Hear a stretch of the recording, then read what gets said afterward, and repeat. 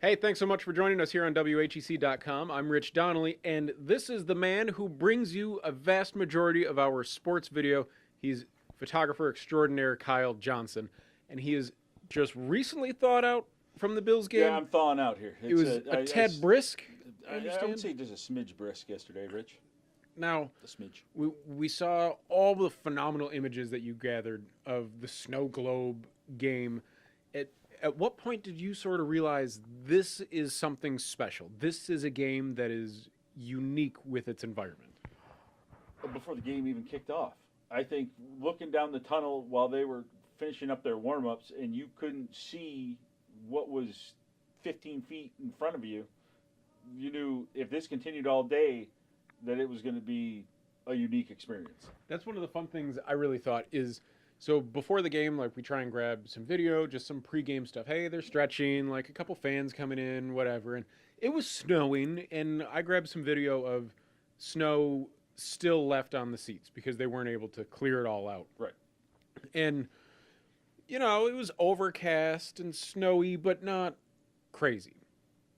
So I post that video online. And by the time I got to my seat in the press box and I look out, the world is coming to an end. There's so much snow coming down. And my crazy snow video is out of date and tame compared to what the real scene was like. Absolutely. We got there, the field was green. Yeah, you can still see the turf. I think yeah. I actually kneeled down on the green turf at one point in time trying to shoot some shots of Nathan Peterman warming up. Right. Think that was the story. Hey, Peterman's first start in Buffalo. Right. Can he rebound? We had all these ideas of like, okay, what the story will be from the game. And yeah, we heard there was going to be some snow and, possible But some you lake hear effect. snow in Buffalo, snow in Western New York. Yeah, we've had December. We've had snow. Winter, okay. There was 5 quarters of snow. Not like this. Not like this. It was 5 quarters of snow and wind. Yeah. And the wind changed my philosophy on how I shoot the game. I usually shoot it from the Bills sideline. Mm-hmm. I actually went to the Colts sideline and shot it from there yesterday because the wind would have been blowing into my lens the entire game, and I put the wind to my back to try to help salvage my sanity as well as the gear. Your well-being as well. Yeah. It's nice that you think of the camera first, but my goodness, we need Kyle available as well. Absolutely. I got to do your live shot at 6 o'clock. Yes, he did. He was there while I was in frozen hell. Yeah. You do better in the winter conditions than I do. I enjoy the outdoors. Yeah. I heard a lot of grumblings on the sidelines. You're a hunter, though. I mean, Yeah. you like to be. I was there the day before hunting. You were hunting. Yeah, you got a deer, too. Got a deer. Congratulations again. Yeah, I appreciate that. Okay, so. So, wait, real quick. Oh, sure. Yeah, your frozen hell, as you like to say. Oh, Half an hour that you were there? That was 30 minutes of nonstop snow. Absolutely. The best part of that was when you were, oh, yes, Breland, back to the warm studio. And I'm thinking to myself, behind the camera, shooting your live shot, yes, your 30 minutes of snow. I've been out here for 5 quarters. Look, the temperature from the outside affected the press box. I had to roll my sleeves down during the game. It was chilly. I changed my gloves. I wasn't wearing gloves inside the press box. That would be weird. All right, so I think what a lot of people notice when they're watching this game is all of the snow that accumulated on the sideline. So, you ended up standing for the game on the Colts sideline, but how did the amount of snow sort of change the way you're able to run up and down the field or even find players on the field while you're shooting and filming?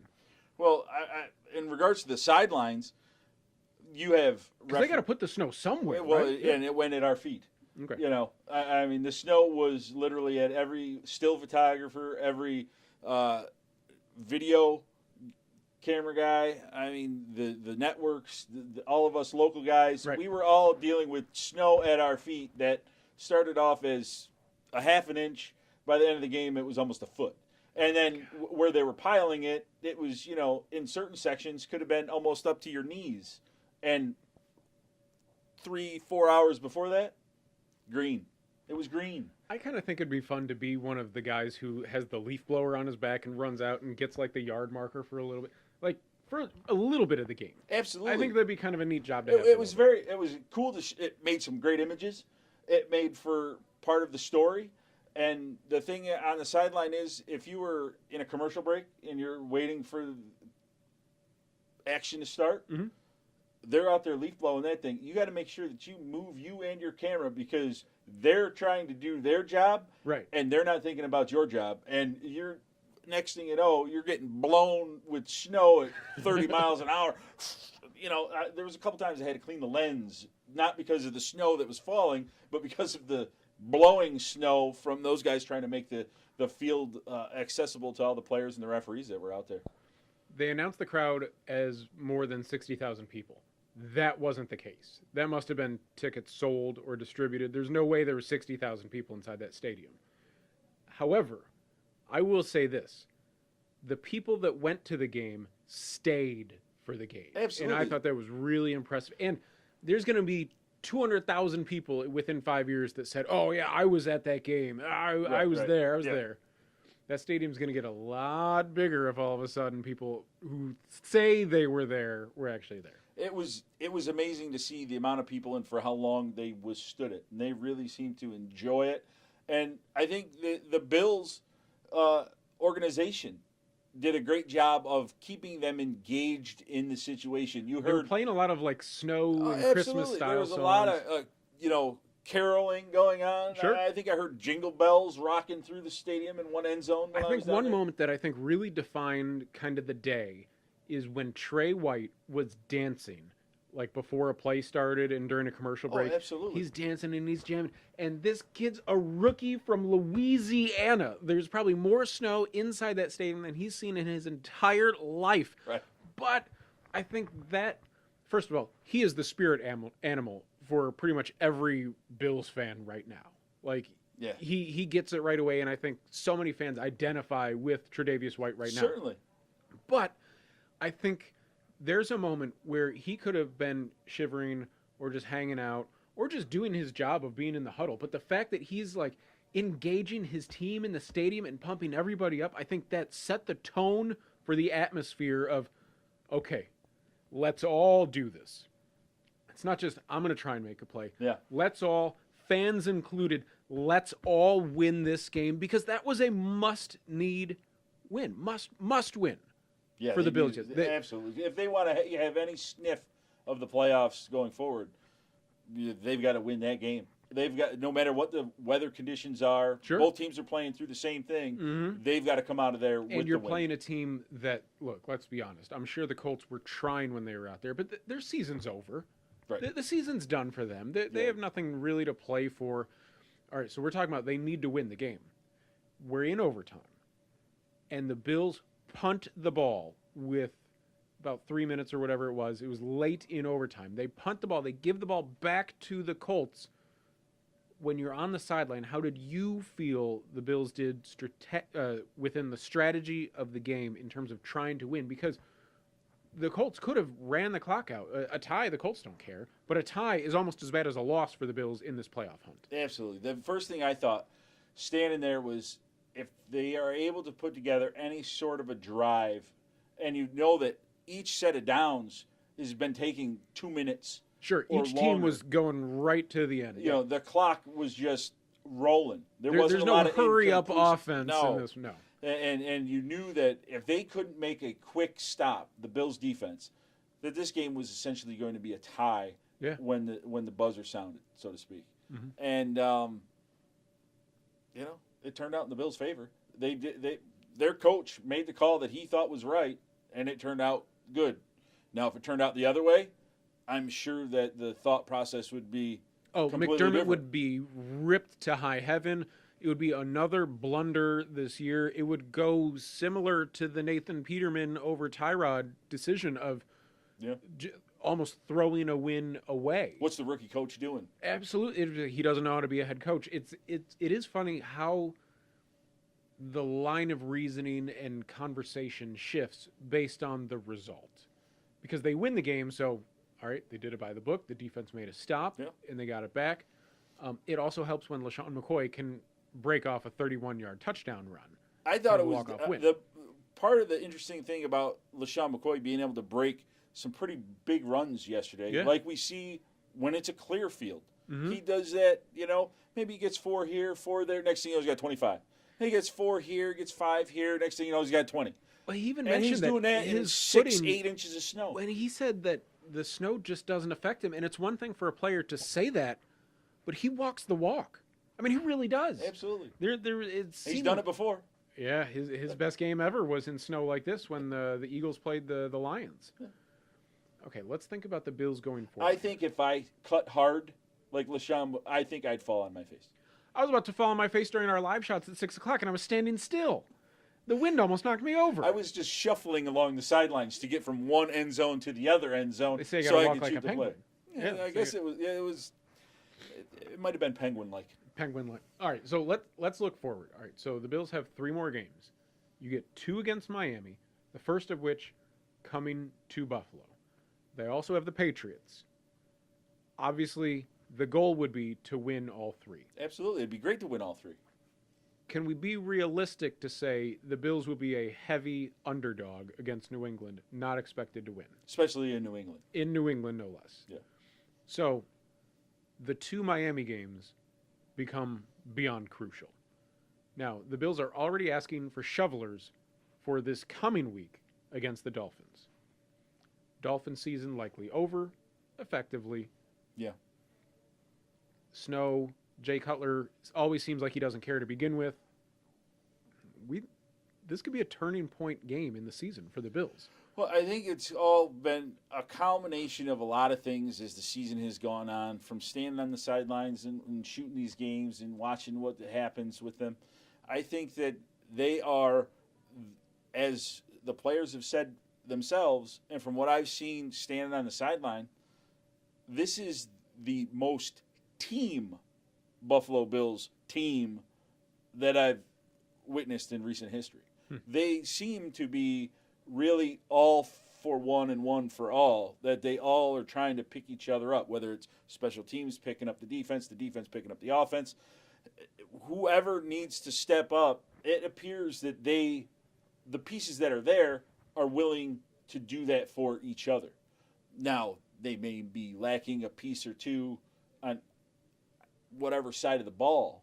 Right. And, maybe it doesn't always come to fruition, but they go after it like a team. And if they're driving at the end of a snow globe game and they say, all right, what are we going to do here? All right, let's just finish this off. Follow 64, and we're going to score a touchdown. Richie Incognito did say the play call was run behind Richie. Yeah. And it worked. Absolutely. I think that they have a level of respect for each other and for the goal that they're trying to achieve, that this was a gut check game. It was a gut check game because they needed it. It was a gut check game because it was miserable outside. It was a gut check game because they got down to the end. They were winning the whole thing. You think, okay, one score might win this thing. Oh, wait a minute. The game's tied. Okay, how about the range of emotions in that last 2 minutes? Indianapolis scores a touchdown, and then they go for 2, and they make the 2-point conversion, and then it's taken off the board. Yeah, because the scoreboard did say 8-6. Oh, the Colts won the game. Yeah.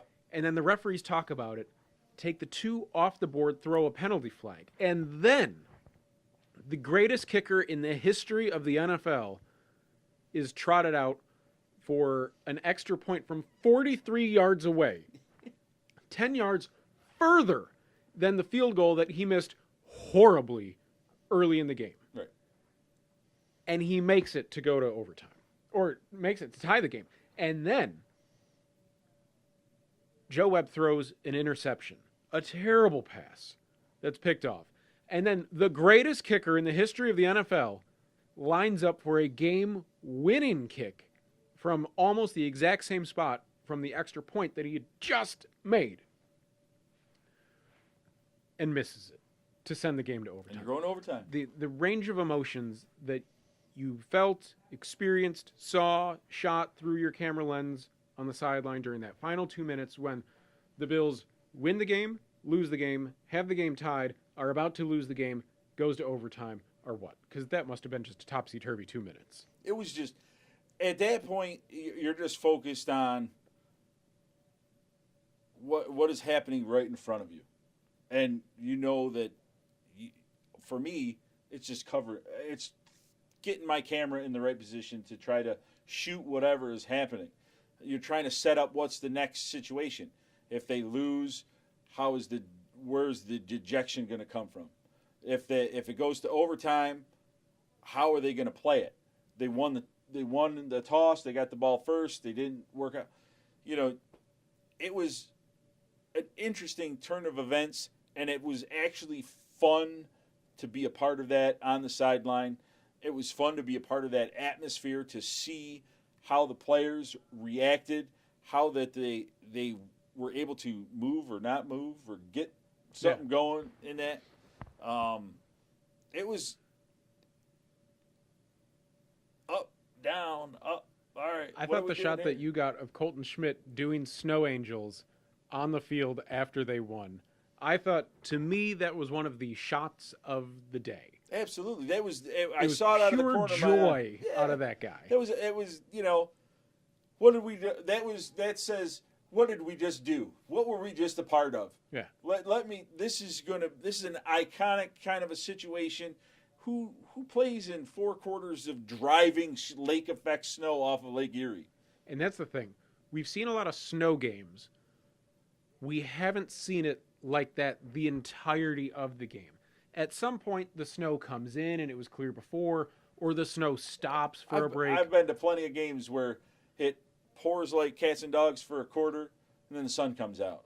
Or it's just gray. Or it snows like mad for a quarter and a half, and then the sun comes out. But it did it for the entire game. There was a period in the second quarter where I think I actually was able to see from one sideline to the other sideline. I think Coach McDermott even said something to that effect as well.